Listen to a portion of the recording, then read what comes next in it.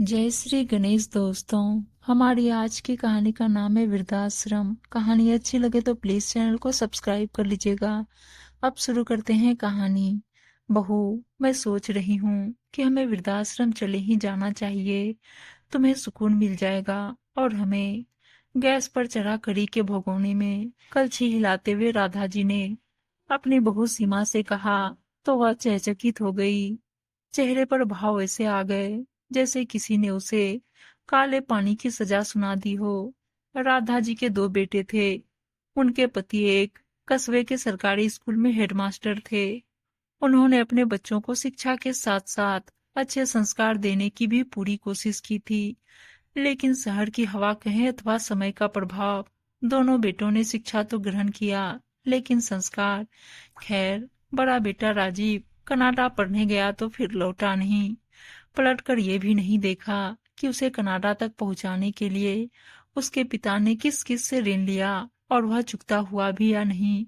छोटा बेटा समर ने भी ऐसा ही कुछ कहने के लिए मुंह खोलना चाहा, लेकिन राधा जी के पति महेश बाबू बेटे की मनसा पहले ही भाप गए थे। सो उन्होंने हाथ खड़े कर दिए और कहा कि भारत में कहीं भी पढ़ लो, लेकिन विदेश के लिए मेरा बजट नहीं है। फिर समर ने मुंबई से एमबीए किया और वहीं की एक मल्टीनेशनल कंपनी में उसे नौकरी भी मिल गई। 6 महीने में एक बार अपने माँ बाप से मिलने आ जाता था, तो उनके कलेजे को ठंडक मिल जाती थी। एक दिन उसने फोन करके बताया कि अपने साथ काम करने वाली सीमा नाम की लड़की के साथ वो कोर्ट मैरिज कर रहा है। मैं टिकट भेज रहा हूँ, आप लोग आ जाइएगा। पाल पोस कर जिस बेटे को माँ बाप बड़ा करते हैं, उसके मुख से ऐसे वचन सुनकर किसका कलेजा छलने ना होगा। शांत स्वभाव वाले महेश बाबू भी उस दिन गुस्से से बोल पड़े थे। ऐसे औलादों से तो हम बेऔलाद ही अच्छे थे। शुभ शुभ बोलिए, कहते हुए राधा जी ने अपने मास्टर पति का गुस्सा शांत करने का प्रयास किया और बेटे द्वारा भेजे गए टिकट प्राप्त होते ही दोनों प्राणी बेटे को आशीर्वाद देने मुंबई चले गए। शहरी चोचले देखकर दोनों का जी उकता गया और 2 दिनों के बाद वापस आ गए। त्योहारों पर राधा जी बेटे को बुलाती तो कभी अपने काम की व्यस्तता, तो कभी पत्नी की सेहत का बहाना बनाकर टाल जाता था। 2 वर्ष बीत गए, समर नहीं आया, तो दोनों ने भी अपने मन को समझा लिया। महेश बाबू सेवानिवृत्त होकर अपने पुश्तैनी घर में आराम की जिंदगी जीने लगे। कभी पत्नी उन पर चिढ़ जाती तो कभी बच्चों की तस्वीरें देखकर दोनों उनके बचपन को याद कर लेते। एक दिन समर ने बताया कि आप लोग दादा दादी बनने वाले हैं। कुछ कॉम्प्लिकेशन होने के कारण डॉक्टर ने सीमा को रेस्ट बताया है। आप लोग आ जाते तो अच्छा होता। एक तरफ जहां उन्हें दादा दादी बनने की खुशी थी, वहीं बेटे की लापरवाही उन्हें तकलीफ भी दे रही थी। यहाँ पर भी राधा जी ने पति को समझाया कि बीती बात को विसार कर आगे बढ़ने में ही समझदारी है और सबकी भलाई है। महेश बाबू को पत्नी की बात माननी ही पड़ी। आखिर वह माँ है। बेटे को देखने के लिए उनका मन भी तो तड़पता ही होगा। बस दोनों अपने घर के दरवाजे पर ताला लगाकर बेटे की दुनिया संवारने के लिए चल पड़े। राधा जी ने घर संभाला। महेश बाबू ने बाहरी कामों की जिम्मेदारी अपने कंधों पर ले ली और बेटे बहू खुश। सीमा ने एक बेटी को जन्म दिया जिसका नाम रखा गया काव्या। घर में जश्न हुआ। होटल में भी शानदार पार्टी दी गई। 3 महीने के बाद सीमा वापस अपने काम पर जाने लगी और राधा जी अपनी पोती को संभालने लगी। दिन मजे में कट रहे थे। पोती के चलने बोलने और उसके साथ खेलने में दोनों खुद को भूल से गए थे। राधा जी की पोती अब स्कूल जाने लगी तो सुबह वे स्वयं प्ले स्कूल छोड़ आती और 3 घंटे बाद महेश बाबू वापस ले आते। उम्र हो या समय, गति कभी रुकती नहीं। पोती बड़ी हो रही थी और उन दोनों की उम्र ढल रही थी। एक दिन समर ने अपने पिता से कहा, पापा, आप सैर के लिए तो जाते ही हैं, आज थोड़ा आगे बढ़ जाइएगा और इसके 3-3 प्रिंट कॉपी करवाते आइएगा। कहते हुए उसने 2 डॉक्यूमेंट पिता को थमा दिए। उस दिन महेश बाबू को अपनी तबीयत कुछ ठीक नहीं लग रही थी, इसलिए वॉक से जल्दी घर आ गए। बेटे का काम नहीं कर पाए।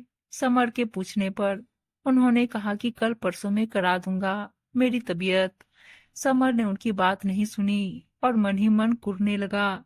यद्यपि 2 दिन बाद उन्होंने प्रिंट आउट लाकर समर को दे दिया था, लेकिन समर ने तो अपना जी खट्टा कर लिया था।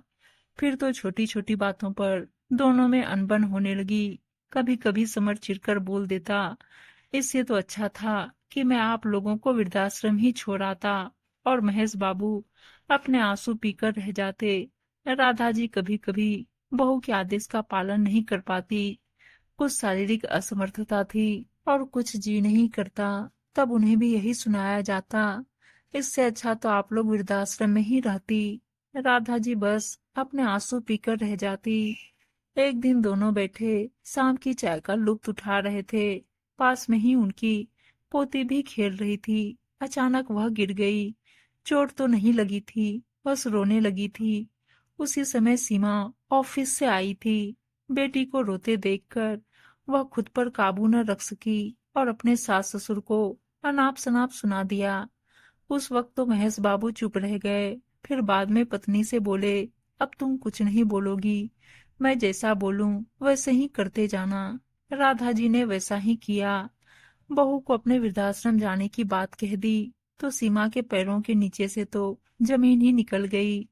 डिनर के बाद सीमा ने चिंतित स्वर में समर को सारी बात बताई और बोली, समर अब क्या होगा, काव्या को कौन संभालेंगे। सुबह मैं अपने ऑफिस जाने की तैयारी करूंगी कि उसे बात कराऊंगी। वैसे भी उसे तो माँ जी की आदत पड़ चुकी है। यार मैंने तो सोचा था कि वृद्धाश्रम भेजने की धमकी देती रहूंगी तो वो लोग थोड़ा दबे रहेंगे, लेकिन सब उल्टा हो गया। समर को शांत बैठे देखकर सीमा झुंझला गई। चीखते हुए बोली, समर तुम कुछ बोल क्यों नहीं रहे हो। क्या बोलूं मैं यार। समर भी उसी लहजे में बोला, मैंने भी तो यही सोचा था कि बीच बीच में इन्हें वृद्धाश्रम भेजने का डोज देकर अपना काम निकलवाता रहूंगा, लेकिन माँ ने तो पासा ही पलट दिया।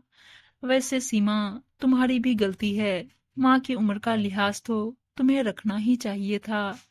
समर ने तीखे स्वर में कहा, अच्छा मुझे रखना चाहिए था, क्या तुमने रखा, तुम्हारे तो पिता थे। सीमा भी उसी लहजे में बोल पड़ी।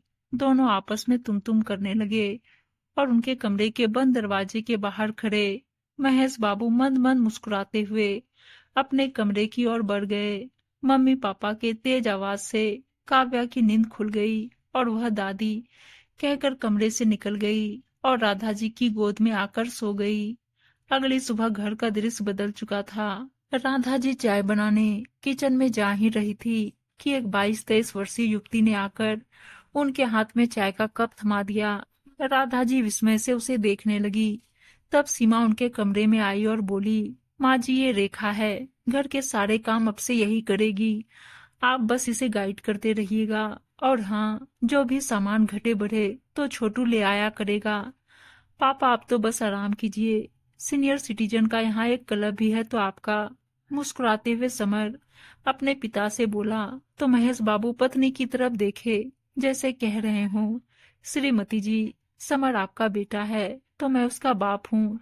तभी काव्या बोली, दादी चलो ना, देर हो रही है। राधा जी पोती को स्कूल छोड़ने चली गई और महेश बाबू वे भी सैर के लिए निकल पड़े। न हाथ में कोई थैला और न मुट्ठी में सामानों की कोई पर्ची। उम्मीद है दोस्तों कहानी अच्छी लगी होगी और अच्छी अच्छी कहानियां सुनने के लिए चैनल को सब्सक्राइब और वीडियो को लाइक शेयर जरूर कर दीजिएगा। धन्यवाद दोस्तों।